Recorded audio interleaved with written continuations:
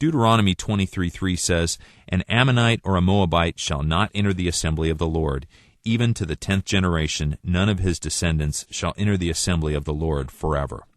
Confused by this verse, a listener in Seattle, Washington asks, what about Ruth the Moabite and two of David's fighting men, one an Ammonite and the other a Moabite? How is it that they have not been excluded from the assembly of the Lord?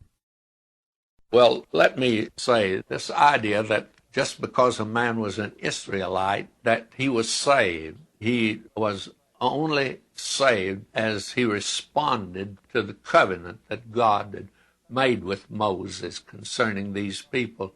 And as a result, Paul could say all Israel is not Israel, and that it was just a little remnant.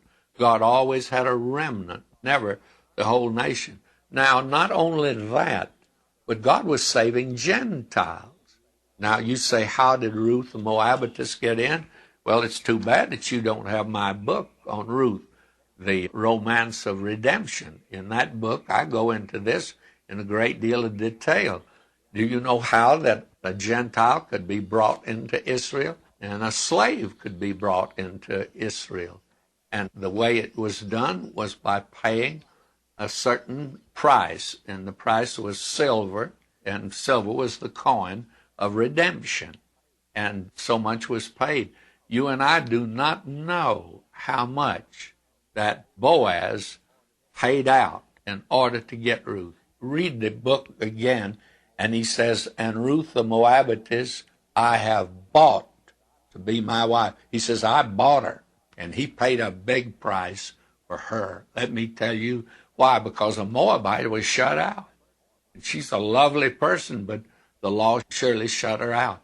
It reveals that God was saving Gentiles during that period. And these soldiers of David, they were those that were converted and came over to the side of Israel, and at least they came over to trust the Lord God of Israel. That was said of Ruth, that she came to trust the Lord God of Israel. You need to be acquainted with the book of Ruth, and that would give you a good understanding of how God has dealt with Gentiles.